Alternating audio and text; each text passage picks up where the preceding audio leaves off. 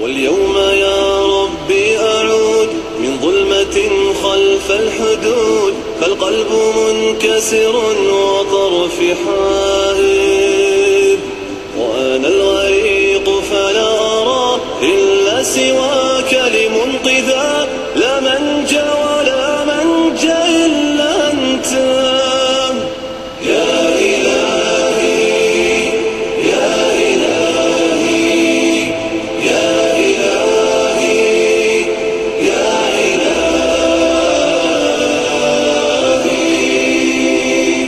يا إلهي يا إلهي يا إلهي يا إلهي.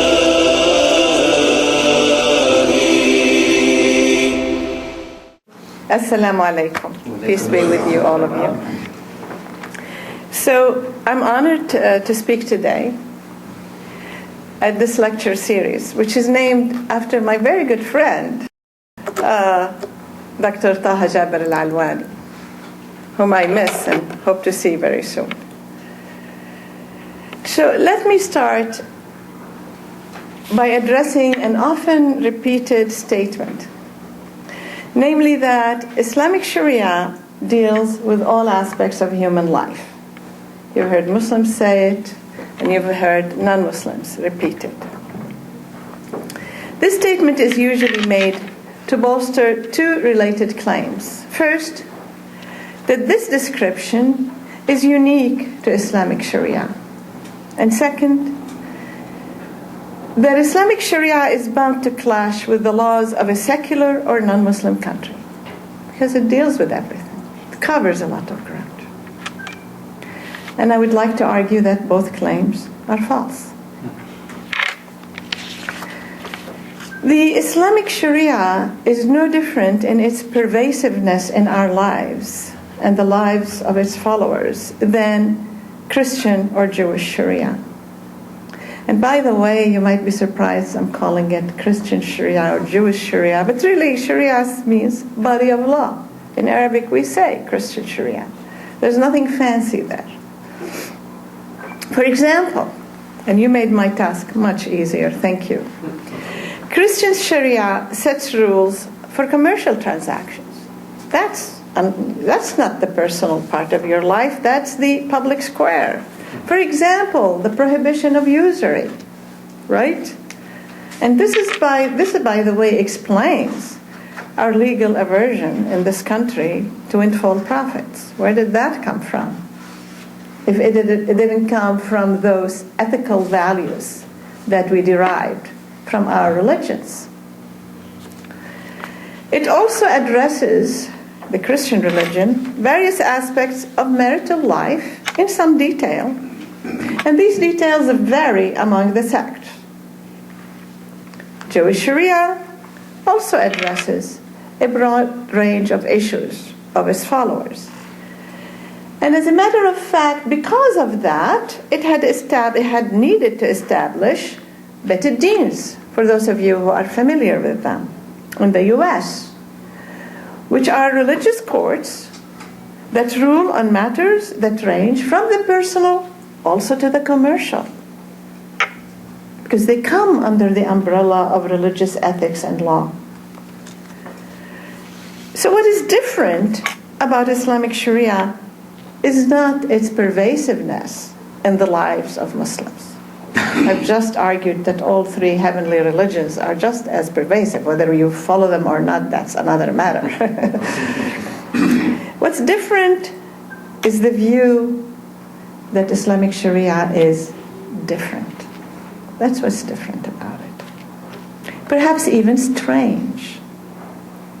A fact that makes its pervasiveness much more noticeable in society, a society which is more tolerant of Judeo-Christian traditions and is alarmed by seeing something different, or at least something that it perceives as different.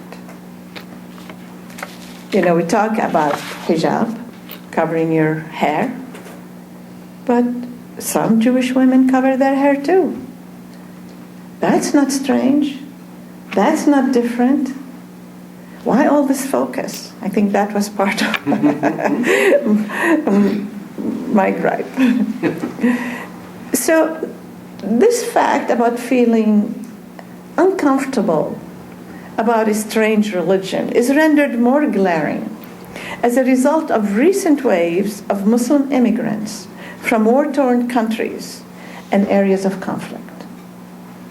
These immigrants are still in the process of adjusting to the U.S. cultural and constitutional values.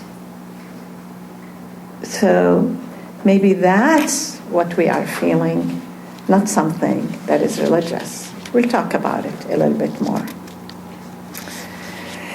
Incidentally, this problem of being new immigrants is further complicated by the fact that many of these immigrants come from lands that were not ruled democratically. And again, that's not part of the religion. And if you want to understand why, please go to KARAMAH's website and my articles on democracy being at the heart of Islamic governance. So because these people came from lands that were not democratically governed, that meant that they were not familiar with the various democratic tools for advocating and bringing about change. This is actually, we take it for granted. I take it for granted. I was born in Lebanon. I was used to all of this. You take it for granted because you were born in the U.S. and, many of you, and you know how to do it. But it's a skill. It's an art, how to use the various tools available to you to peacefully change society. So consequently, those new immigrants may feel oppressed or frustrated by their surroundings and not know how to change them. Which is why one of the things KARAMAH is seriously considering is going around the country to the communities and giving constitutional law education. So they may even distrust the voting process because of lack of knowledge and familiarity with it. An immigrant imam, for example, may announce to the community that voting in a secular state is prohibited by the religion, right? You've heard such things. No? I've heard other things too. Most immigrant Muslims do not have sophisticated knowledge of their religion. That's another important part. We need to educate Muslims about their religion, the true principles of their religion. And so such erroneous statements may have some effect on them when somebody tells them, oh, this is a secular system, don't participate. Indeed, in prior decades, many Muslims did not even allow their children to attend law school for such reasons. I would get calls from children saying, please talk to my parent. They don't want me to go to law school because the imam told them that this is a secular system and we should not participate in it. So I remember in the 1990s, now I'm dating myself, lecturing in mosques and Islamic centers around the country in which I begged the families, this was my argument. Muslims love to educate their children to be doctors, right? Every other person is a doctor in the Muslim community. So I said, I remember using the following language: would you kindly sacrifice your second child to law?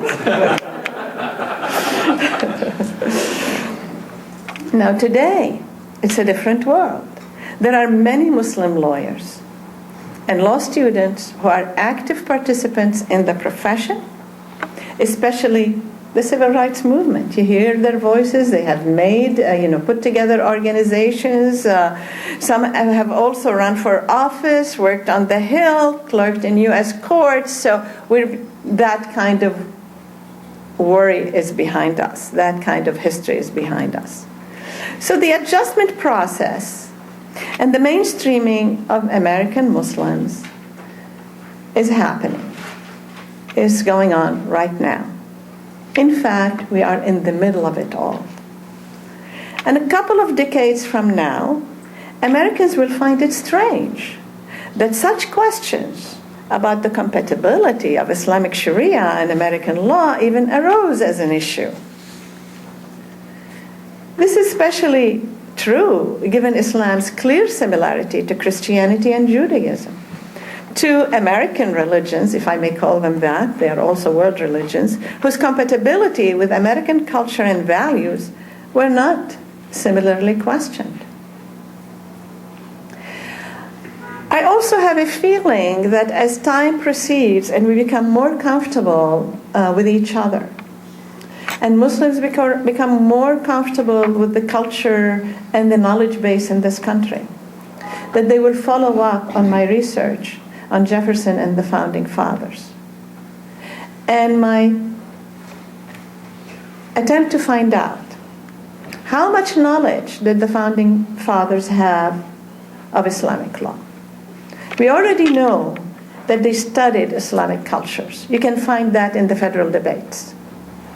You can also find it in Jefferson's letters and in the fact that he possessed a Quran, at least one, maybe two, which is now in the Library of Congress.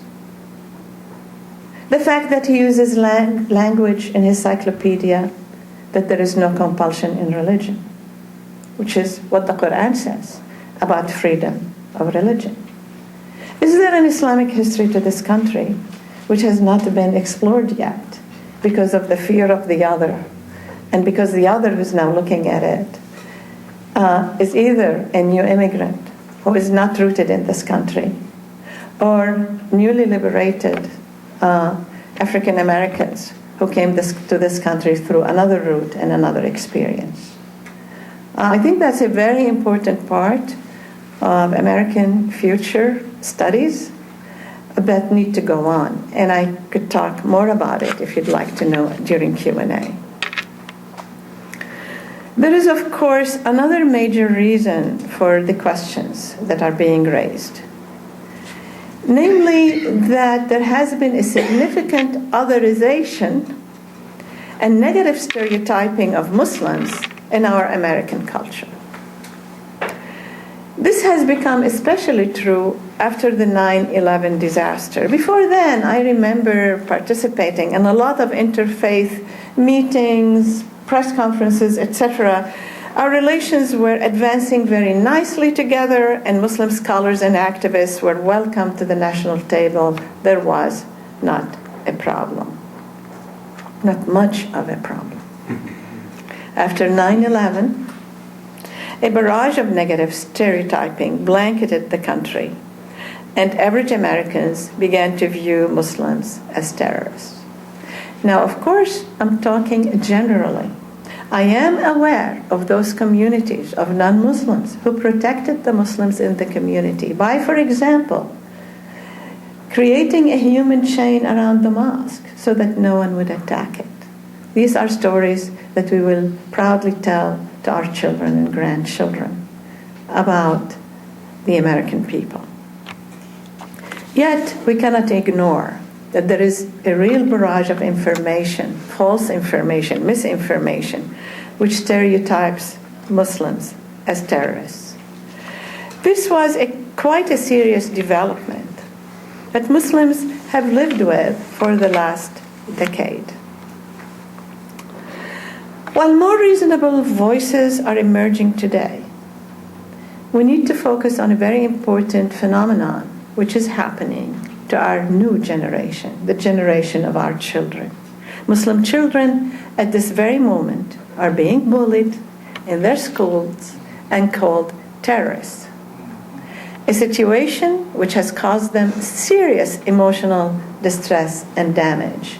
I was just reading a report by a KARAMAH person who reports, we meet with the Department of Justice routinely along with other people of faith and bring up issues, and I was reading her statement, and in which she speaks about a meeting in which 20 children were brought together and asked, how many of you have been called terrorists?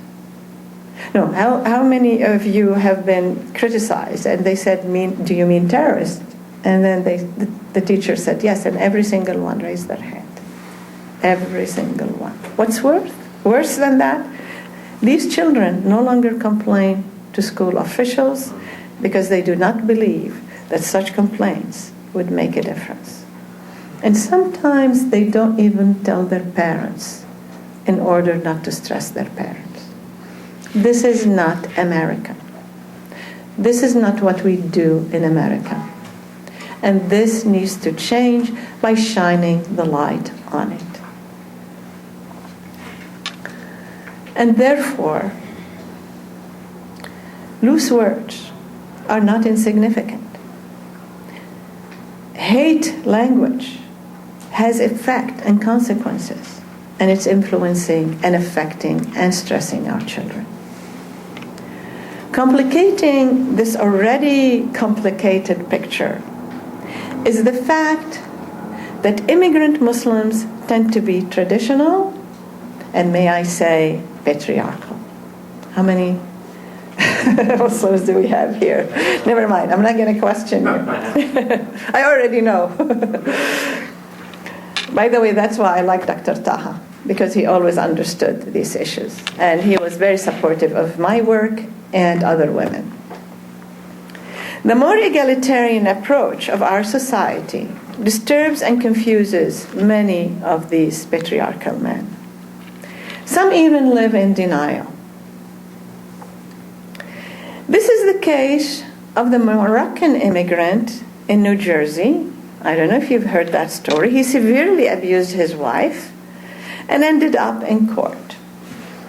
He's an American, or resided in America, I'm not sure which, but when he was ready to marry, he decided to go to Morocco and get a wife from the old country, and then imprisoned her in his home and abused her physically, continuously, drove her crazy. And so at the first opportunity she could find to go out into the street, she did. And some women found her in that horrible state and discovered what was happening to her, and they helped her. And she went to court. The husband, in his defense, was backed by an imam who testified as an expert witness. Why do we need an expert witness? Because the court cannot involve itself in religious issues.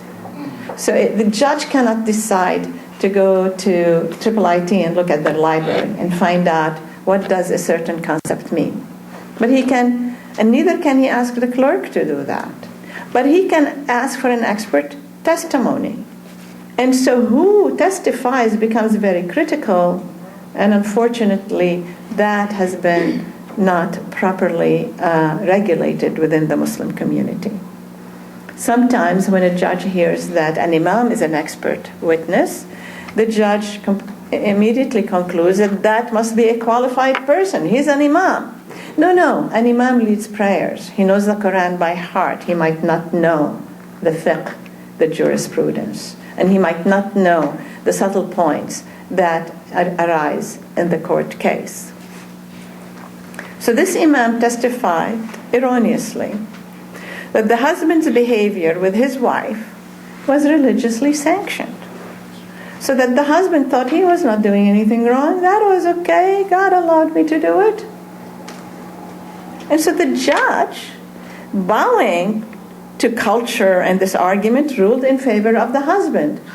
And guess who got mad most of all? Muslims. Not just Muslim women, Muslims, right? Because he was clearly in error. We do not want to defend men who engage in poor behavior. Well, fortunately, we have a system which has checks and balances. So this court decision, verdict, went on appeal, and it was reversed as it should have been. But it was that incident that started the anti-Sharia movement across the country. And it spawned many unconstitutional or redundant statutes. Unconstitutional, you've certainly clarified that in your speech and in your example about Oklahoma. And by the way, I do want to say one story about the Oklahoman experience. I was in a neighboring state giving a lecture to the Muslim community. And one person came to me and said, Professor Al-Hibri, our women are really scared from the legislation. And I said, why? He said, well, they think that if a muhajjaba, a woman who covers her hair, goes down the street and is stopped by a policeman, and he asks her, why do you cover your hair? And she said, because I follow Sharia. Well, that's prohibited by the statute, and he's going to jail her. And then he said something that made me very, very, very sad. He said, so the women I was talking to told me that if they are ever stopped on the street by a policeman and asked why do they cover their hair, they will say, oh, because I have a skin disease. That in America, which has a First Amendment, that's what's happening to the Muslim community and to the poor Muslim women who were scared about what they heard. That is not who we are. And that has to stop. What is, I find, more important about the anti-Sharia legislation, because as we know, when it went to court, it was found unconstitutional, is that it, instead of allowing Muslim leaders to use their time to build the community and educate it, they were spinning their wheels, trying to tell everybody around the country that these anti-Sharia proposed statutes contained a lot of misinformation and were bad for not only Muslims but for the country. At the same time, the anti-Sharia movement succeeded in bolstering in the minds of the American population the otherness of Islamic Sharia. It's something we have to stop. Have we ever heard of anti-Sharia movement for another religion? No, but this one is dangerous. This one we have to stop. It's dangerous to the American system. The poor American worker, we're all workers, by the way, we work very hard. We were just talking about how much time emails now have taken from our lives, and we've become really slaves to the emails. We all work very hard. How many of us have time to go and research many of these claims and find out what is true and what is false? Yet in our minds, we start developing this notion of otherness, dangerous religion, connected with the notion of terrorists. And for me, it's sort of hard to argue. In fact, in something I've been writing, I've argued the following, that in the end, when all of society is imbued with this prejudice towards Muslims, unconsciously, it sort of seeps unconsciously into our thinking because of TV, watching TV when you're ready to sleep, watching it when you're awake, reading the papers. It must also affect judges, legislators, and many others subconsciously as well. And that really complicates the problem quite a bit. The laws that try to tell us that foreign laws should not come into our courts because American law is supreme, guess what? We know American law is supreme. We don't need a legislation to tell us that American law is supreme in our courts. That is a given, a legal given. Okay? It's the law of the land. There is no danger of the law of the land being trumped by any other body of law, not even the law of the EU, speaking of cultures that are not other. When other laws are recognized in our American courts, it is due to various considerations within our established legal system. It's nothing new. For example, comity. If they recognize us in other courts in this situation, we'll recognize them in our courts in this situation. That's what comity means. Or the law of contract. You know, we have freedom of contract in this country, and you could choose the law of any state or land you please. You know, you're doing a deal with a Japanese company. You could choose Japanese law. So if there is a contractual problem, you want the citizen to go to Japan to adjudicate it because you cannot consider Japanese law in American court. That is a big disadvantage to American business. And by the way, American business understood that. And in some of these anti-Sharia statutes, they had an exclusion, a carve-out for American business. Islamic law, as you had observed, come mostly into American courts through divorce cases. Since these cases usually involve the marriage contract, then the law of contracts comes in, and the contract is examined by the court to determine its provisions. Usually, the contract includes the notion of mahr, which also has, there are other words that we use for the same concept. But I wouldn't use dowry, by the way. I do want to say that, because dowry seems to have a heritage of meaning that is contrary to the Islamic meaning. The notion of mahr is really a marital gift, just like in the West you give a diamond ring. It doesn't have to be material, by the way.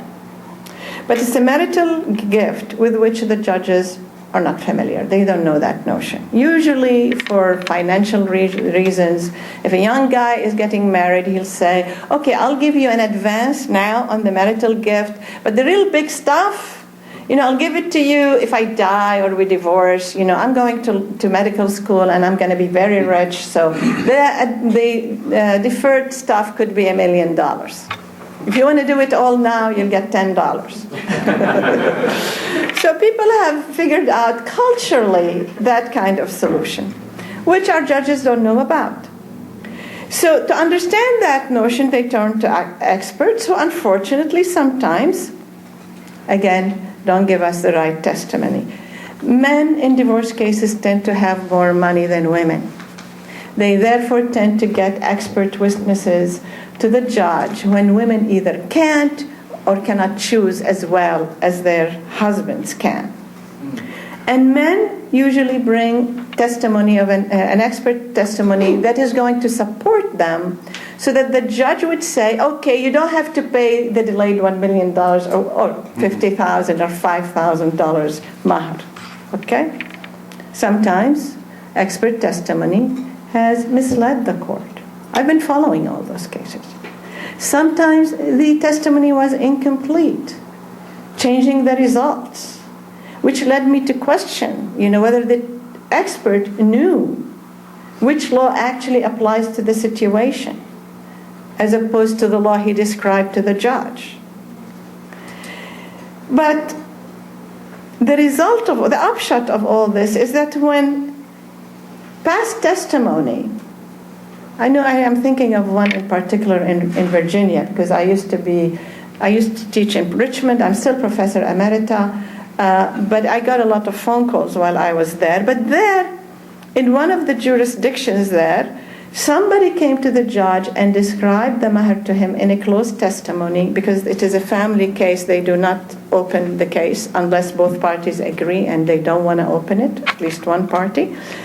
This expert testimony said something about mahr, which led the judge to say, I will not enforce that provision because it is against the public policy of the Commonwealth of Virginia. Now, I've done a little bit of sleuthing to find out what kind of testimony might have been given, what kind of content. I knew who the expert witness was, so I researched his views, and I found out that in his views, mahr was bride price. Bride price? Islam came precisely to stop the Jahiliyyah habit of fathers selling their daughters, and made it mandated that if there is a monetary gift or any other gift, it will go to the woman herself and not to her family. It's a gift to the woman. But if a judge hears that testimony, do you blame him for saying, oh, we cannot enforce Islamic law because it is against the public policy of Virginia, of the Commonwealth? So here are some of the issues that we are facing. And we do it because somebody wants to avoid paying a certain amount of mahr to his wife, so he allows the whole community to suffer from a bad precedent.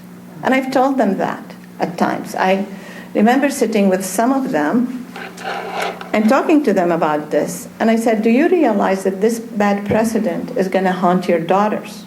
Is going to haunt your sisters? You might have gotten out of unfortunately gotten out of payment of mahr to your wife, but you've hurt all the women in your family down the line. And you did it wrongfully. When the judge received proper definition of mahr from an expert testimony, the judge enforced American contract law. There was no problem. And one leading case is in New Jersey, and the lawyer who actually defended and explained what mahr is to the judge is right now speaking at Howard University at a KARAMAH function on Islamic law and American law. You converted him. Huh? You converted him? Yeah, the judge bought the argument, and it really established a very positive precedent for other circuits in the area. So,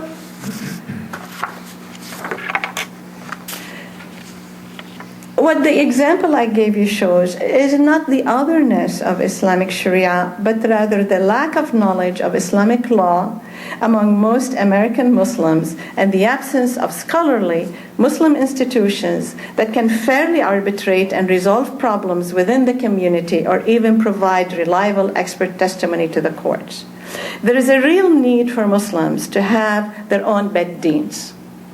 Parties could choose to subject themselves to the jurisdiction of these arbitration bodies, whose judgments are then enforced by our court system. Any party may refuse to go to these Muslim bed-deens and opt instead to use the court system of this country, so it is voluntary. But the existence of these bed-deens would eliminate the need for expert testimony that could misinform the judge and create bad precedent, because the people sitting in bed-deen know exactly what the religion says. Nevertheless, this is not yet a call by me for establishing Muslim bed-deens, simply because as a prerequisite to this step is the graduation of a class of potential arbitrators who are unburdened by patriarchal cultural interpretations of religion that discriminate against women. So we're working at that, on that at KARAMAH. So this leads me to the final element I would like to mention in the process of othering Islamic Sharia, namely the misguided understanding of many Muslims of their Sharia and confusing it with their cultural practices and values, some of which are highly reprehensible. And let me be clear. In Islam, rape is a crime against the woman. You don't punish the victim. Some countries have been punishing the raped woman and letting the rapist go. That's not Islam. I don't know what it is, but I know for a fact it's not Islam. In Islam, there is no such thing as honor killing. Killing is dishonorable. A husband who accuses his wife of being with another man must take the matter to court. The wife will have equal opportunity to deny the charges, and the case will end in divorce, not death. Domestic violence is not okay. A woman may divorce her husband if he abuses her, even verbally. Witness the laws of Jordan and Kuwait. It's right now in their family code. A Muslim woman has a right to divorce similar to that of the man. Believe me, many women don't know that. It is called khula. We introduced it in this country. I mean, in the sense that we informed women about it and found imams who would actually give khula. A Muslim woman is fully entitled to education. She is also entitled to work and to have full control over her finances. All of this is detailed in articles on our website. A Muslim woman may not be forced into marriage. Her free consent is essential to the validity of the marriage contract itself. And in the marriage contract, she could describe with her husband the kind of marriage relationship they want. She could say right from the beginning, I want to be a stay-home mom. I want to be a career woman. I want to go to school and get my PhD. She would specify all those as conditions of marriage. Once married, She's not obligated to do housework. Muslim women have applauded me for saying that at lectures. They don't know that. Also, by the way, she's not obligated to nurse her child unless the child refuses any other source of nourishment. And I could go on and on and on. I bet you didn't know many of these rights. But few Muslim men and women know all that.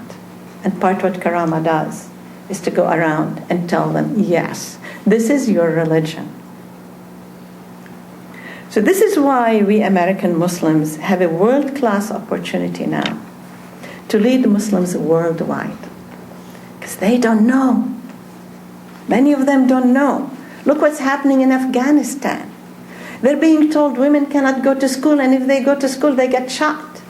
When the Prophet himself said that seeking knowledge is the duty of every Muslim and Muslimah, Muslim, male or female. What are they reading? Those who prevent women from education. So this is our opportunity to develop an Islamic jurisprudence that is truly Islamic. We go back to the roots. Yet suitable for a modern society like ours and other modern societies, and suitable for the 21st century. You might think this is a radical call for change. It's not. Over the centuries, jurists have agreed on the major principle that derivative Islamic laws change with time and place. And so for each time and place, you need a new jurisprudence that matches the needs of those people. Because God, the lawmaker, promulgated the law in the interest of the people. So if a law changes because of a change in time or place and ends up hurting people, you can suspend it. And if a Q&A, if you want examples of that, I'm more than happy to give you. We can bring to the fore previously neglected aspects of the prophetic model. For example, 2 days ago, I was lecturing in an Islamic grouping, 700 people in the audience. I said, you need a 21st century leader, model, somebody who is really hip to the issues of today. Don't look at yesterday. Look at what we have today. Conflict resolution, women's rights, even animal rights and environmental concerns. And then I brought a whole list of examples from the Prophet dealing with these issues that they did not even know about. Because people who are focusing on the prophetic tradition are focusing on something that served them in a different society and a different time. We can break away from oppressive past cultural customs. And we can enjoy our presence in this land by rediscovering Islam as the modern religion it really is. That's our work at Karamah. And if we are told that Islam and democracy are incompatible, or that Islam is a theocracy, and thus conflicts with the basic constitutional principles of this country, which involve separation of church and state, I will simply refer them to my articles on these matters on Karamah's website, which I wrote at least 20 years ago, and I'm not sure why people keep asking this question and trying to answer it. I thought I did that already. So at this point, I want to close with the following remark. And thank you for being so patient with my talk. Muslims have been in America even before the United States was born. People forget that. They think of new immigrants. That's not true. We have helped build this country. We helped birth its civil rights movement. We built the country in the South on plantations, in the North in factories, and we helped birth the civil rights movement. We are doctors, lawyers, businessmen and women, engineers and professors, to mention a few things we do. We shall continue in our efforts. And as to the attempt to otherize us, I have a simple American answer for you. We shall overcome. Thank you.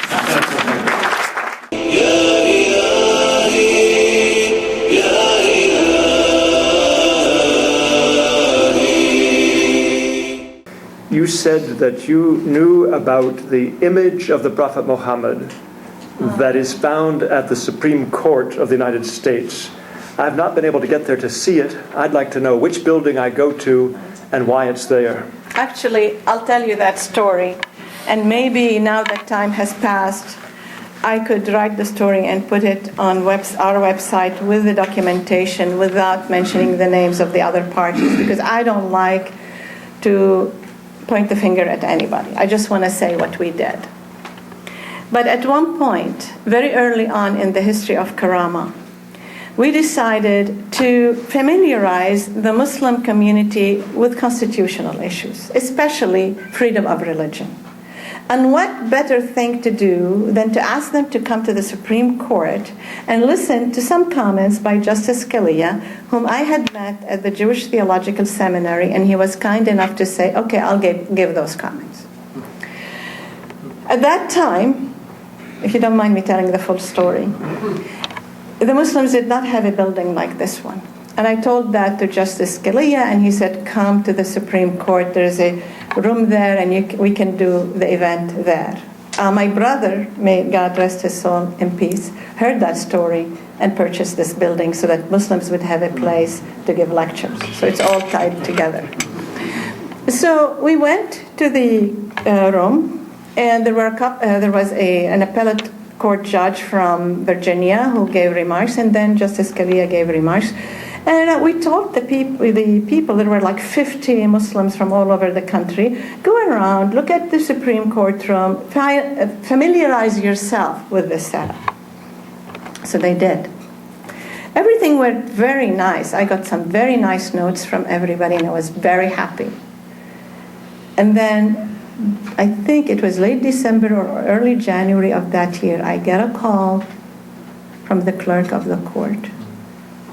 No, I get a call from the organization whose name shall remain unnamed, saying, we'd like you to join us in our action against the Supreme Court.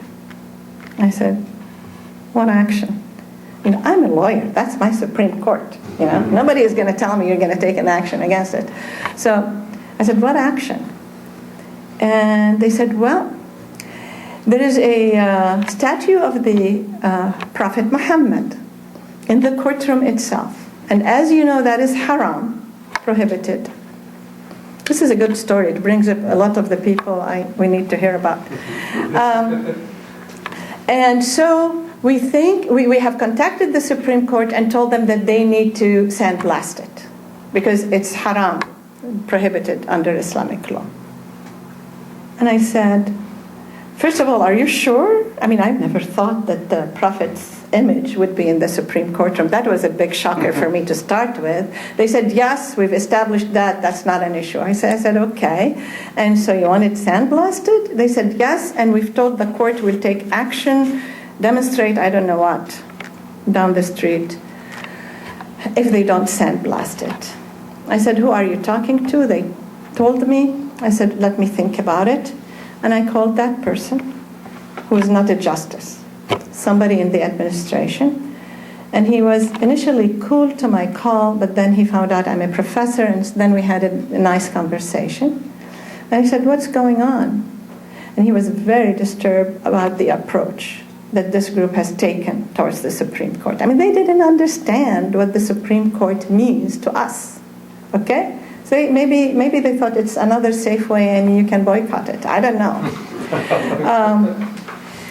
So I said, is it true? And he said, yes, there is that, and you can come and see it. It's a frieze. It's not a statue. There's a difference. It's not a statue. It's a frieze. Well, then I'm not so clear that it is haram. And I was worried that the Muslims would take an action that would be terrible with respect to the Supreme Court. It was my Supreme Court, and I was going to protect it. That's how I felt, very personal about it. So what I did, I thought, I know that my instincts on this are right, that Islam does not say it's haram. So I talked to these people, and I found out they had other incentives for escalating the case, which I will leave unmentioned. So at that point, I realized that I have to protect the Muslims as well from this approach, and not just the Supreme Court. And I turned to Dr.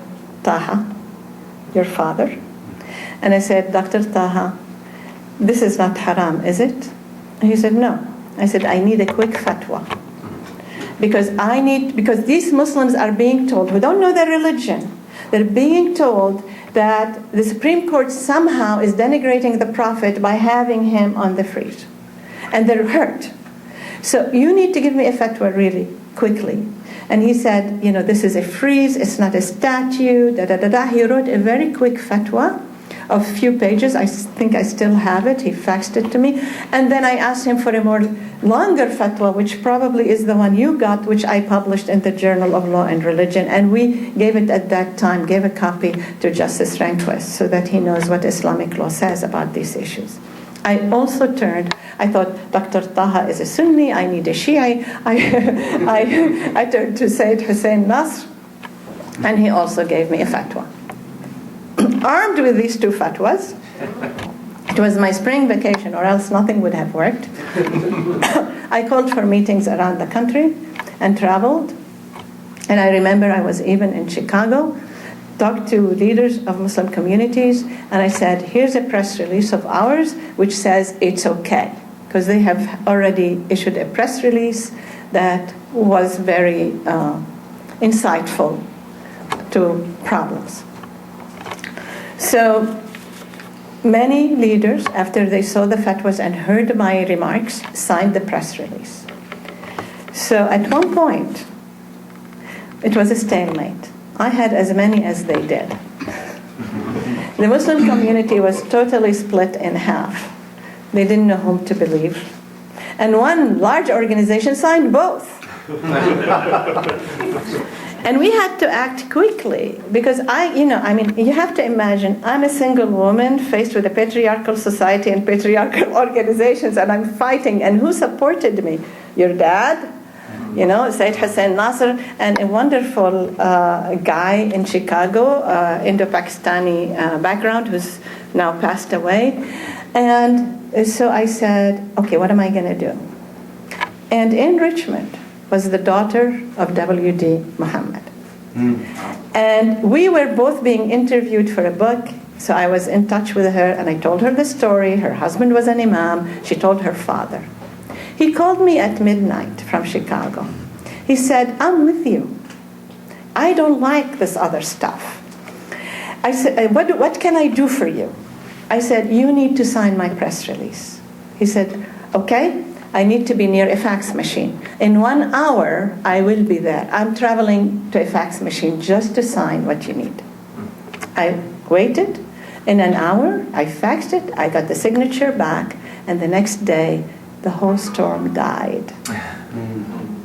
Nobody wanted to go against W.D. Muhammad. That's the story.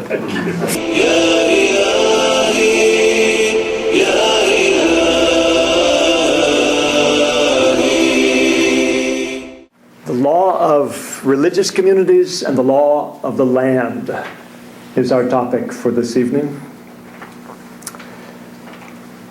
And the main thing that qualifies me to discuss this challenge of people who face, who live under two simultaneous bodies of law, religious and civil, is this.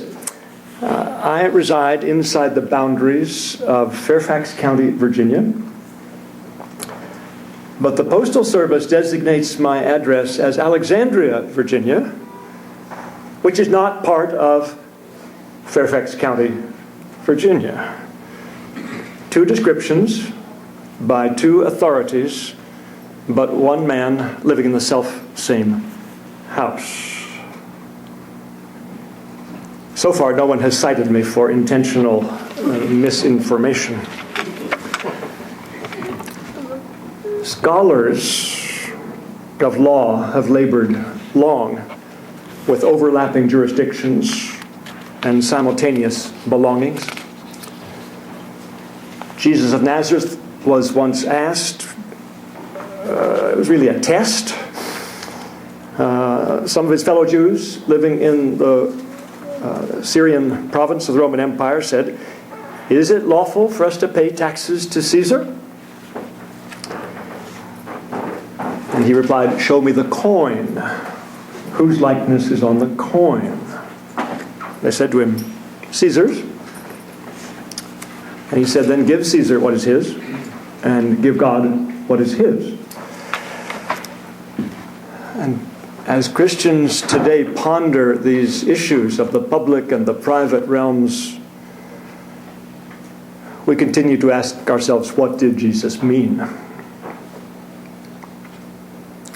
Conflicts can arise between the law of the land in the United States and the laws of particular religious communities. I'll just recall for you a few past instances. Christian pacifists, including Brethren, Quakers, refused to obey the law requiring men of a certain age to register for the draft. Eventually the law was modified to allow conscientious objectors to war, to perform alternate service. The Jehovah's Witnesses have resisted in court and insisted they will not pledge allegiance to the flag of the United States. Christian priests have claimed immunity from giving testimony in court about what they've heard from penitents who were privately confessing their sins. Christian law of marriage, Islamic law of divorce. I don't speak about Mormon law, which originally sanctioned polygamous marriage and then had to conform for Utah to be admitted into the United States. All of these situations where religious law and state law prescribe our conduct, but the prescriptions don't agree. What do we say to them? Is it self-evident that state law will prevail because we wish to be one people living at peace under one law and the state has the coercive power? Or is it possible that the state in our day is in such need of legitimation and loyalty that the state needs to listen again to the sources of authority that are known to the religions? Now, I'm not sure I'm the one to suggest that the state might lack wisdom and legitimacy. I'm a happy citizen of the United States. I belong to the numerically and historically dominant religious group. I'm heir to a 2,000-year Christian tradition that contributed some of the concepts, some of the procedures to the law of the land. I'm not a student of civil law. I am a respecter and a student of Islam. And I particularly respect the labor of Dr. Azizah Al-Hibri and her associates in KARAMAH and other leaders of Islamic societies and communities in this country as they've resisted unwarranted attacks arising from irrational fears. It's funny, these attacks, some of them seek to enlist state power, and they profess to aim at heading off a movement to insert coercive Islamic law into the law of the land. They want power to defend them from power. I consider the anti-Sharia law movement foolish, unhelpful to our common life in the United States. I hope it will fizzle and evaporate. But still, I think we should take a look, and Dr. Al-Hibri will take a better look at the instance of Islamic law in the United States as it's actually encountered and been factored into the law of the land. Some places where Islamic law is rubbed up against constitutional law and law of contracts. Let me start with the famous Oklahoma constitutional amendment that failed. It was 2010. The legislature of the state of Oklahoma recommended that voters adopt an amendment to their constitution. There was a lot of publicity during this election. And finally, the measure received the approval of 70% of those voting. The thrust of this amendment was to forbid state judges to consider foreign or Sharia law. State judges forbidden to consider foreign or Sharia law when any case was before them that they were deciding. A state senator named Anthony Sykes was the sponsor of this constitutional amendment, and he was quoted as explaining that its intention was to ban courts from considering all religious laws. And Sharia was just offered as an example. This Oklahoma amendment to the Constitution understandably produced alarm among Muslims as a precursor of future mistreatment. Not sure of the position of the plaintiff named Awad. I think he was the Oklahoma City chairman for the Council on American Islamic Relations. He brought suit, asking relief. And here are the harms that he claimed he would suffer if this constitutional amendment were allowed to go forward. He said his religion was singled out for negative treatment. The amendment stigmatized him and other Muslims. It disabled a probate court from probating his last will and testament because it has references in it to Sharia law. He said it would limit the relief Muslims can obtain from Oklahoma state courts, and it fostered excessive entanglement between the government and his religion. The Attorney General of the United States promptly announced that he would challenge the Oklahoma Act as contrary to the U.S. Constitution. And sure enough, in January 2011, the U.S. 10th Circuit Court of Appeals affirmed a circuit court finding that it prevented the Oklahoma Amendment from taking effect. Two elements caught my attention in this case. One, I hear an interesting contradiction between two of the harms that Mr. Awad said he was seeking relief from. One harm was excessive entanglement between the government and his religion. The other was limiting judicial relief that he might in the future wish to seek from Oklahoma courts.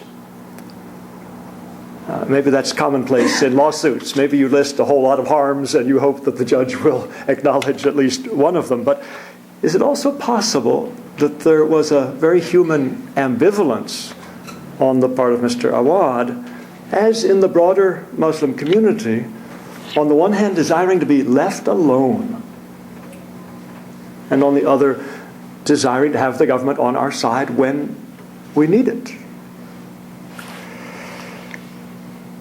I'm also intrigued in the decision how much the court's decision turned on this word other. It's in the act that was passed by the Oklahoma legislature. The proposed constitutional amendment would have prohibited courts from looking to the precepts of other nations or cultures. And then it went on to add, and specifically international and Sharia law. The appeals court noticed this word other. They said it implied that any cultures, including religions, which the legislature considered to be part of domestic culture or Oklahoma culture, would not have their legal precepts excluded. Only other cultures would have their legal precepts prohibited. So the appeals judges reasoned on the basis of grammar. They said, you speak of other nations, other cultures, that inherently means distinguishing them from a known, near, local, prevailing culture or nation. Other implies outside, over there, not near at hand, not mine but theirs, not ours but yours. I speculate that the judge's sensitivity to this modest word, other, was probably heightened by a whole generation of social science theory about the self that defines itself in relation to others. I certainly know that othering has entered the vocabulary of preachers and champions of diversity in places where I live. I take it othering is now considered a wrongful act. And this question of identity, it's big. Am I who others say I am? Or am I who God says I am? And I think we have to ask a parallel question about the law of the land that demands our loyalty. The judges dispensed with this amendment very quickly. They said it fails to treat religions neutrally, so it fails the clearest command of the Establishment Clause: Congress shall make no law concerning an establishment of religion, and neither can Oklahoma.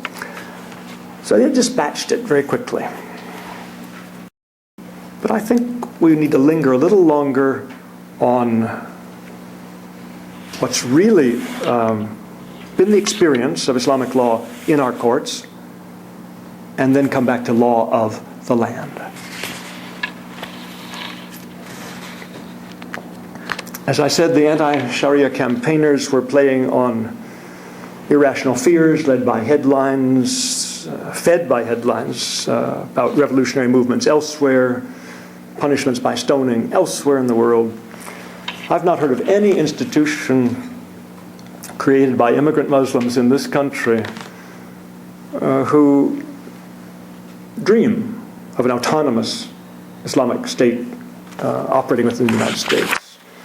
All of the Muslim schools, student associations, mosques, businesses, professional associations, trusts, relief agencies that I have any inkling of, the Muslim affiliates of national youth organizations or sports leagues that I've heard of, they might need a little legal recognition as corporations, as charitable institutions, but they have not been seeking governmental support, much less coercive powers.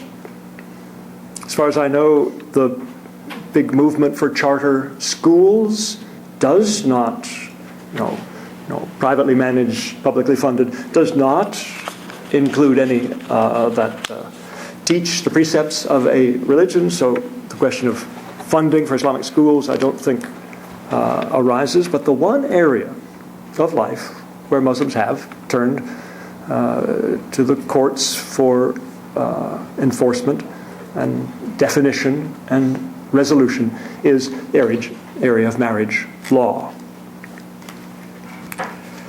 The scholars of KARAMAH have compiled a really interesting collection of cases going back decades in which state courts have looked at premarital contracts or a divorce decree or a marriage record that was issued by an Islamic authority. And on these occasions, the state court then had to decide to refuse to consider it the way the Oklahoma commandment or amendment would have required. Courts already could refuse, or they could decide to enforce what's brought to them, or they could decide to interpret it, take on to themselves to say what the terms of that document, although couched in Islamic concepts, what it meant. Some of these cases have been very international. A case decided in Maryland by the highest court had to do with a marriage contracted in Karachi and divorce granted by Maryland court. So it was an international case, and it was a big money case. $1 million pension of a World Bank employee was at stake, and he was seeking to put it out of reach of the wife who'd received the divorce in Maryland court by taking it instead to Islamic arbitration. I think it's called Court of Arbitration in Pakistan. He said they had jurisdiction because that's where the marriage was contracted. Not all cases are international, though. In my Fairfax County, that doesn't quite know whether I belong in or not, in 2006, they had a suit for divorce that required them simply to consider an Islamic marriage contract made in Virginia. No international element to it at all. And the question turned on the payment dates for dowry, the early provisional dowry and the later, more substantial portion that comes into play at death or divorce. And one party to this divorce objected. The court should not enforce it because the marriage contract was vague about the dates for payment. And the court said, no, this contract is not void by reason of vagueness. They knew what to do with that Islamic marriage contract. Plenty of others. The late Sharif Al-Khatib has noticed that more and more Muslims contracting marriage here do want to write a contract, and they write into it provisions having to do with who may initiate the divorce, dates for payment of this dowry that was disputed in the case I mentioned, conditions like renouncing the right to take a second wife, where shall the place of residence be, work outside the home, all those can be written in. And increasingly, Muslims contracting marriage in this country know to make sure that this marriage will be recognized without question by courts, by getting a marriage license, having the officiating person be someone who is recognized by the courts as having that authority. And in the future, it's clear that second generation and Native American Muslims numbers continue to grow. The courts are going to see more and more cases where all of the marital life that's considered in a divorce case took place in the United States. So international comity, recognition of other bodies of law is not going to be the case.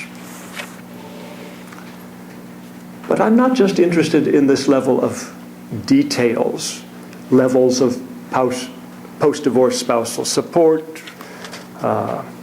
standards of decorum, definitions of modesty, all those details very interesting and important to people living out their lives, but I'm more interested in, is there divergence at the level of the foundations of the two bodies of law that we're talking about?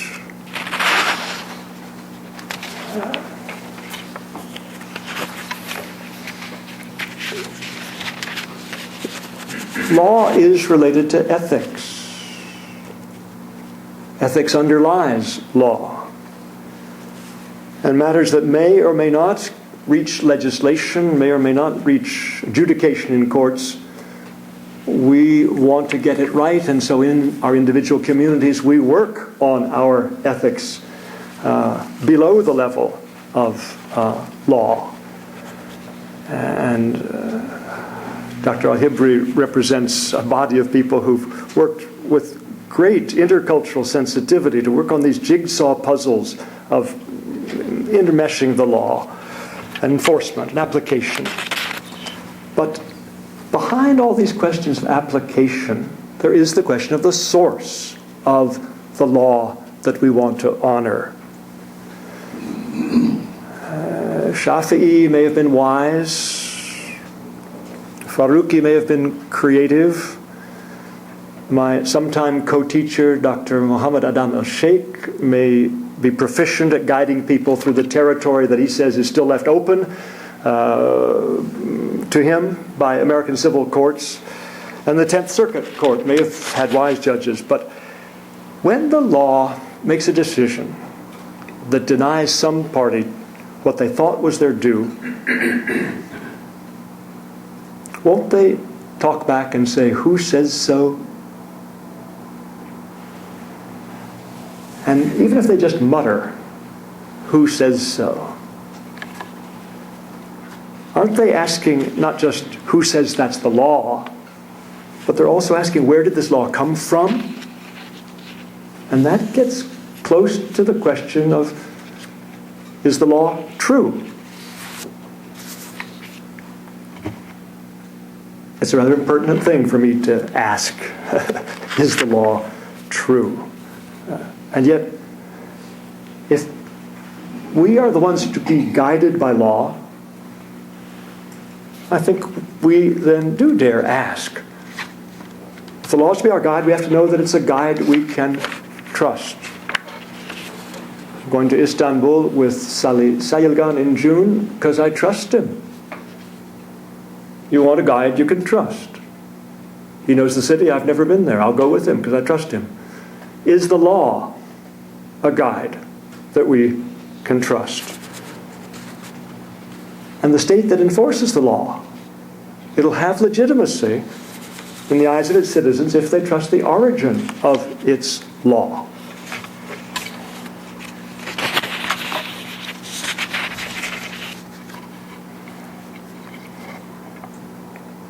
So I'm not now talking about, obviously first I'm not talking about idolatry. I don't think Jews or Muslims or Christians are likely to mistake the state for God. But we do believe that the state and the state laws we submit to should be from God or of God, or at least agreeable to God.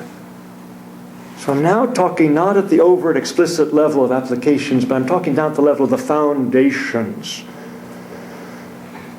I'm not talking about building permits and prenuptial contracts, but I'm talking about the presuppositions of the law. The ones we don't usually talk about. They're out of sight. And yet, at this deep level of unspoken presuppositions, everything we think we know about the nature of God and the purpose of God in this world has some bearing on whether law is rightful, authoritative, that the state seeks to enforce. Taha Jabir Al-AL-WANI, for whom this series of lectures is named, and other scholars now associated with the International Institute of Islamic Thought, based in London and Herndon, Virginia, they've been asking themselves a lot about purposes of the law. God, who is compassionate, intends mercy, and He provides guidance to His world.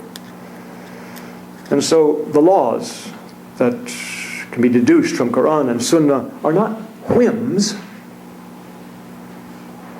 They have purpose.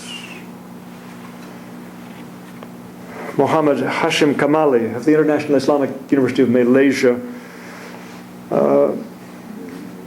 says Islamic law seeks to establish justice, eliminate prejudice, alleviate hardship.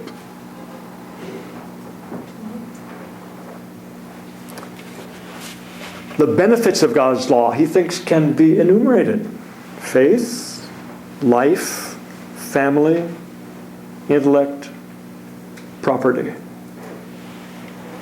Society can survive, individuals can survive, if faith and life, family and intellect and property survive. Forbidden behaviors are ones that undermine, threaten faith, life, family, intellect, and property. And approved behaviors protect religion, they protect life, they protect family well-being, they protect knowledge, they protect property. Or there are those of us who believe that the will of God can be summarized that we should love the Lord our God with all our heart, our mind, our strength, and we should love our neighbor as ourselves. And if Jesus was right in summarizing the law of Moses that way, then we can test every law of human lawmaking by the degree to which it helps us love God and love our neighbor.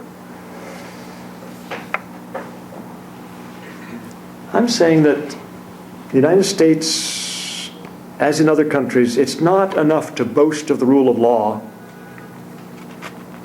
if that law merely records the terms of truce between competing interests. It's not enough to be able to say to taxpayers and litigants and property holders, sorry, they had the votes, this is the law, This is the will of the majority, like it or lump it. We want to be assured that this law is in line with the full will of the one who has perfect wisdom, final authority, and perfect love. I'm suggesting that it may be hard for us to agree on the sources of our religious law, but in the process of working in our own workshops, in the process of going deep down the mine shaft of Christian ethics, Sunnah and Fiqh, we've come on nuggets that could be useful to civil law. In the principles that judges cite in civil law, the best interest of the child, justice delayed is justice denied. They've come on those principles of law somewhere in their work.